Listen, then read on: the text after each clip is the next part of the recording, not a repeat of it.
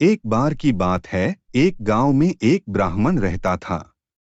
वह सुबह उठता, नहाता, पूजा करता, खाना खाता और फिर सो जाता था। उसके पास किसी भी चीज की कमी नहीं थी। एक बड़ा खेत, खाना पकाकर देने वाली एक सुंदर सी पत्नी और दो बच्चों का अच्छा परिवार था। सब कुछ होने के बाद भी ब्राह्मण के घरवाले एक बात से बहुत परेशान थे।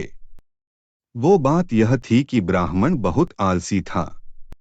वो कोई भी काम खुद नहीं करता था और दिन भर सोता रहता था।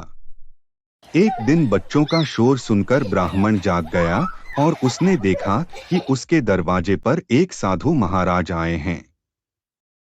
ब्राह्मण और उसकी पत्नी ने साधु महाराज का स्वागत किया और उन्हें भोजन कराया। भोजन के बाद ब्राह्मण ने साधु की खूब सेवा की। साधु महाराज उनकी सेवा से बहुत प्रसन्न हुए और उन्हें वरदान मांगने को कहा। ब्राह्मण ने वरदान मांगा कि मुझे कोई भी काम न करना पड़े और मेरी जगह कोई और मेरा काम कर दे।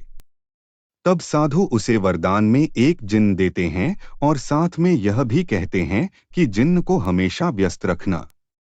अगर उसे काम नहीं दिया तो वो तुम्हें खा जाएगा। वरदान पाकर ब्राह्मण मन ही मन बहुत खुश हुआ और साधु को आदर के साथ विदा किया। धूके जाते ही वहां एक जिन्न प्रकट हुआ।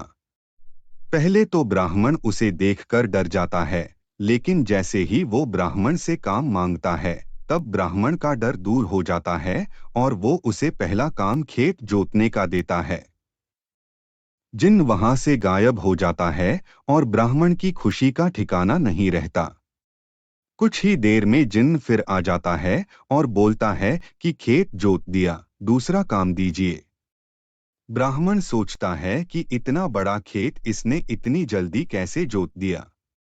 ब्राह्मण इतना सोच ही रहा था कि जिन्न बोलता है कि जल्दी मुझे काम बताओ, नहीं तो मैं आपको खा जाऊंगा। ब्राह्मण डर जाता है और बोलता है कि जाकर खेतों में सिंचाई करो। जिन्न फिर वहां से गायब हो जाता है और थोड़ी ही देर में फिर आ जाता है। जिन्न आकर बोलता है कि खेतों की सिंचाई हो गई, अब अगला काम बताइए। ब्राह्मण एक एक कर सभी काम बताता जाता है और जिन्न उसे चुटकियों में पूरा कर देता है। ब्राह्मण की पत्नी यह सब देख रही थी और अपने पति के आलसीपन पर चिंता करने लगी। शाम होने के पहले ही जिन्न सभी काम कर देता था। सब काम करने के बाद जिन्न ब्राह्मण के पास आ जाता और बोलता कि अगला काम बताइए, नहीं तो मैं आपको खा जाऊंगा। अब ब्राह्मण के पास कोई भी काम नहीं बचा जो उसे करने के लिए कह सके। उसे चिंता होने लगी है और वह बहुत डर जाता है। जब ब्राह्मण की पत्नी अपने पति को डरा हुआ देखती है, तो अपने पति को इस संकट से निकालने के बारे में सोचने लगती है। वह ब्राह्मण से बोलती है कि स्वामी, अगर आप मुझे वचन देंगे कि आप कभी आलस नहीं करेंगे और अपने सभी काम खुद करेंगे, तो मैं इस जिन्न को काम दे सकती हूँ। इस पर ब्राह्मण सोचता है कि पता नहीं यह क्या काम देगी। अपनी जान बचाने के लिए ब्राह्मण अपनी पत्नी को वचन दे देता है।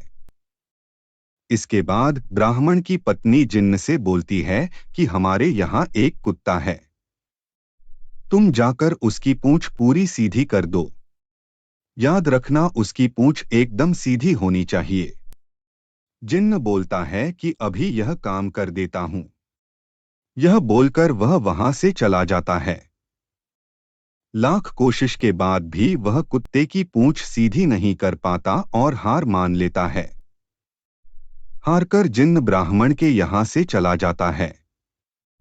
उस दिन के बाद से ब्राह्मण अपने आलस को छोड़कर सभी काम करने लगता है और उसका परिवार खुशी खुशी रहने लगता है।